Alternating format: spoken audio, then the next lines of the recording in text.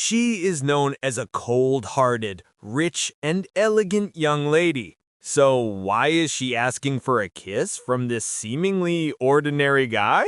Yeah, I know it happens every time in the manga, but this time he is not an ordinary guy. He just wants to live a peaceful life. So how did he get into this situation? To find out, watch the video till the end and like and subscribe.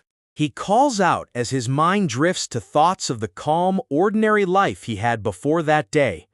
Suddenly realizing how everything has completely changed, he blurts out in surprise.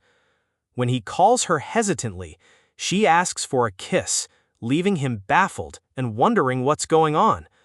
Someone urges him to accept, and when she thanks them, he asks in disbelief if that means she's dating him. She replies that she would never accept a confession from someone who doesn't even have the courage to do it face to face. He insists that can't be true, but she simply says goodbye and walks away. He watches her go, remarking that there she goes, the princess of their class. She's athletic, smart, and beautiful, the kind of girl who's drawn attention from everyone since she first entered the school. Both boys and girls admire her, but no matter how many confessions she receives, she rejects them all without hesitation. Because of her blunt rejections, she earned the nickname Princess. He thinks about that nickname for a moment. A classmate teases him, asking if he's interested in her, to which he quickly replies not to be ridiculous, since he can't stand that kind of attitude. The classmate laughs, asking if that's really true, and says he wants to take his own shot at her. When he calls him easy, as always, the other one says he just doesn't get it. His friend then explains that men are creatures who want to climb the most unreachable mountains simply because they exist, though he admits that personally he can't relate to that kind of feeling. The friend adds that maybe he doesn't need to, making him curious what that means. The friend clarifies that either way, he doesn't plan on getting involved in something he's sure to lose, especially when he's never even spoken to her before. He reflects that, in his case, he's more involved than most, since he sits right next to the princess in class and even works at the same part-time job. Still, involved might be an exaggeration. They barely talk at all. At work, he starts to speak, saying, "My manager," but she cuts him off, saying she doesn't know, startling him as she suddenly appears behind him. He scolds her lightly for sneaking up like that. The manager wonders aloud why someone from such a famous old noble family would come work in a place like theirs, joking if it might be some sort of prank. He suggests maybe she's just trying to learn about ordinary life, but the manager counters that might describe him instead. She asks if he's heard anything about her at school, and he replies, "Of course not. We've never even spoken outside of work."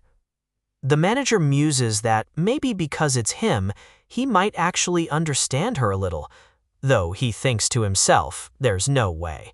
A customer suddenly calls out to her, inviting her to have fun with him. She ignores the flirt and simply asks for his order. The manager panics, suggesting they call the police, but he tells her to calm down and let them handle it themselves. The customer smirks, claiming to be the son of a corporate CEO, offering to buy her whatever she wants since she must be short on money working part-time. She tells him firmly to leave if he isn't going to order anything, explaining that loitering like that bothers the other customers. The man clicks his tongue in irritation and curses under his breath before leaving. The manager asks if she's all right, and she replies that she's used to that sort of behavior. The manager comments that her composure is exactly what you'd expect from the princess. He finishes up, saying he's heading out, and wishes her good luck for the rest of her shift. As he walks away, he can't help but think how cool she was back there, so calm, even when facing a man much larger than herself. But her earlier words echo in his head. "I'm used to it." He wonders if he imagined it, but he thinks he saw her hand tremble for a moment. Later, he notices someone following her. That same persistent guy still hasn't given up. The man makes suggestive comments, promising to make her feel good, while she firmly tells him to stay away. She warns him to disappear quickly, saying she doesn't even want to breathe the same air as someone as despicable as him. He thinks to himself that maybe provoking the guy that much isn't a good idea. The man snarls that she's full of herself just because she's pretty. She yells at him to stop and wait, but he laughs and says he should have just used force from the start. Someone nearby wonders if she doesn't have any bodyguards from her family. He hesitates, questioning whether to step in or not, but concludes that the princess can handle this on her own. He's always done his best to stay away from trouble, but when the man tries to lay hands on her, he can't help it.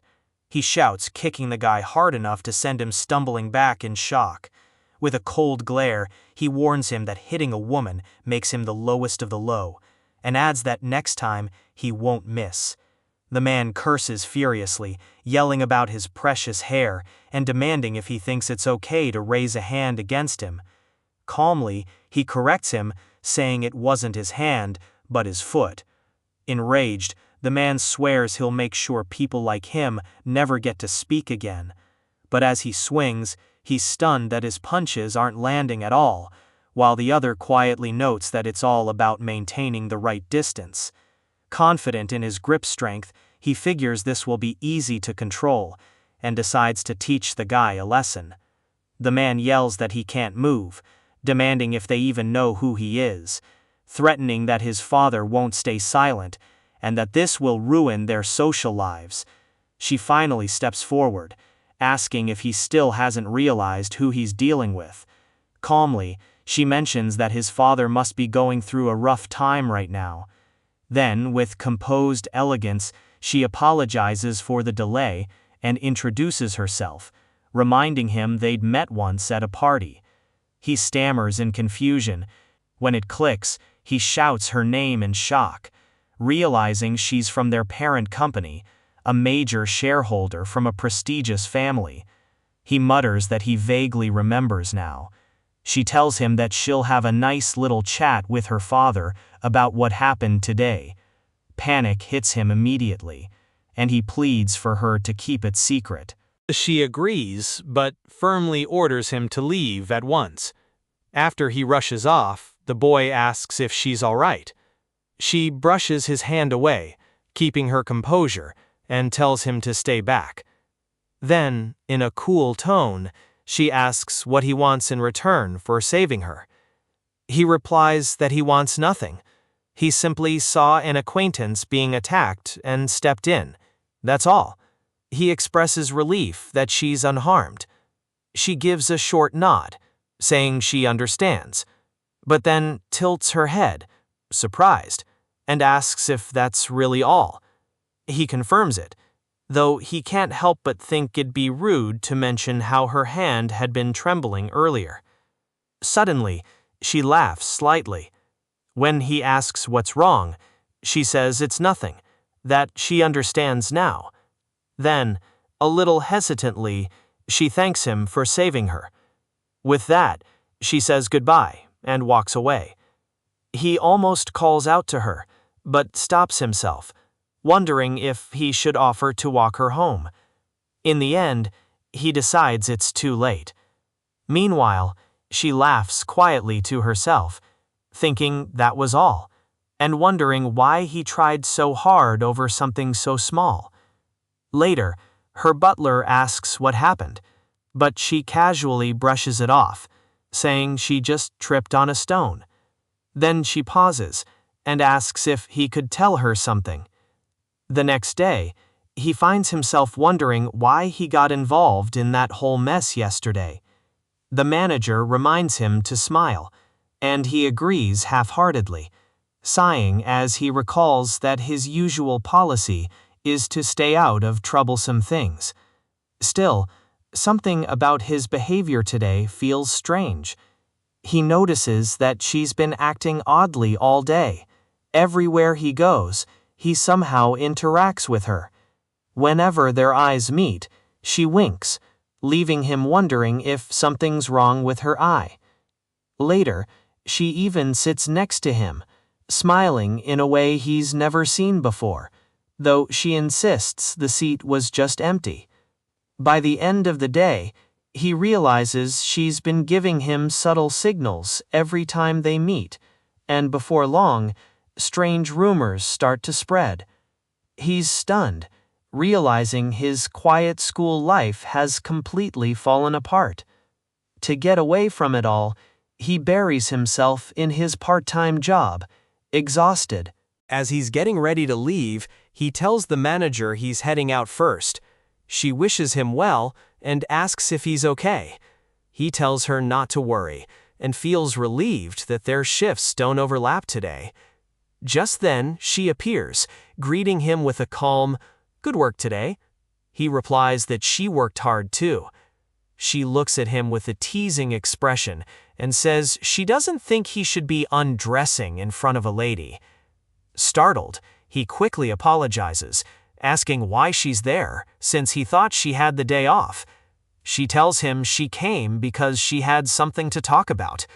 He panics inwardly, wondering if he did something wrong, since he thought he'd managed to get through the day without any trouble.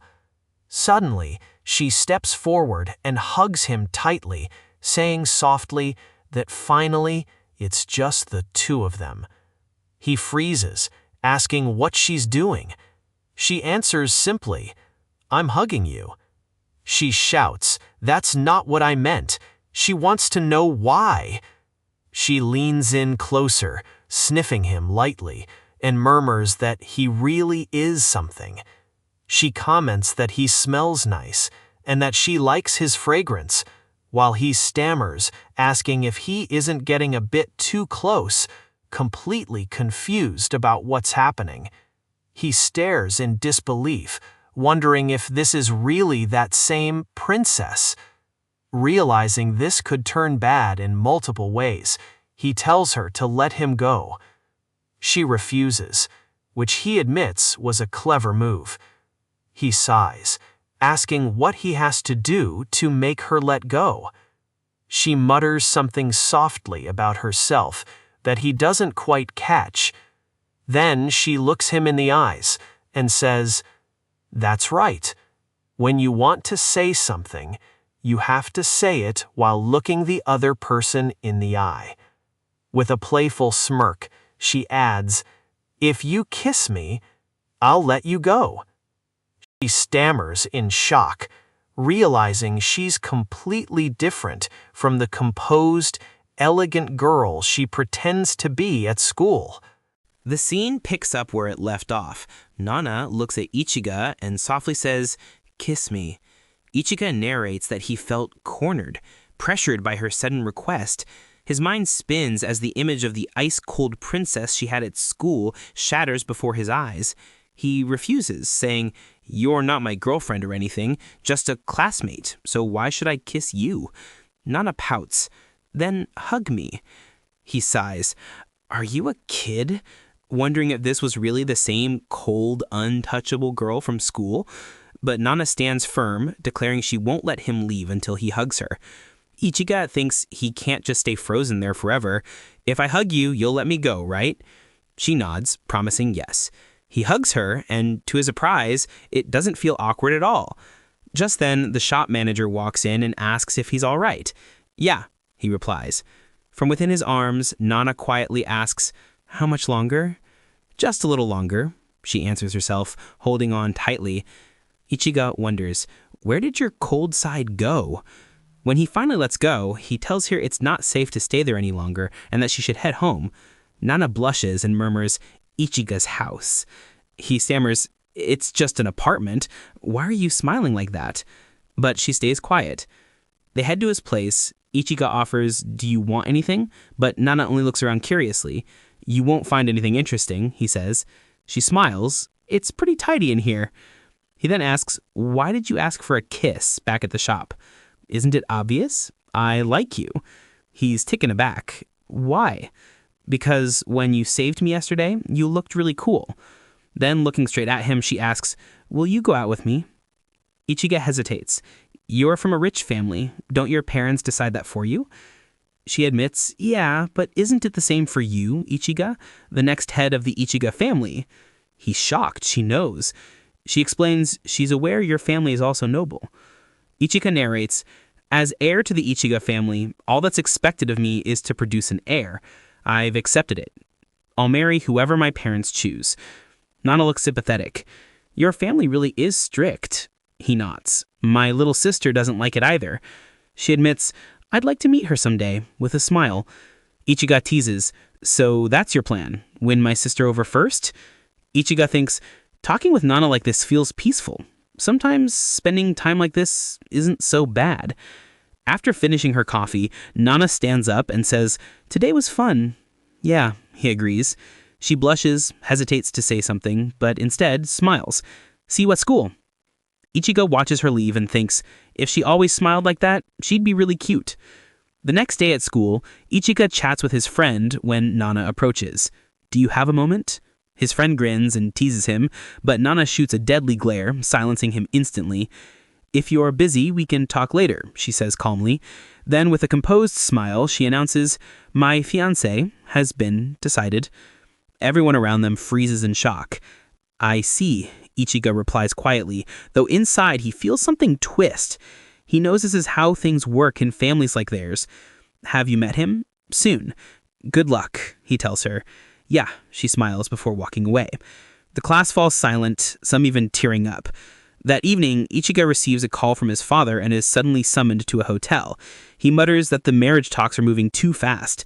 A flashback shows his father telling him his wedding is already arranged and he's meeting his fiancée tomorrow. At the hotel, his father arrives in a helicopter, telling him she's beautiful. Act like the next head of the Ichigo family. He steels himself. I have to be strong. I'll accept this fate. He opens the door, and standing there is Nana. With a graceful smile, she says, nice to meet you. I'm your fiancé, darling.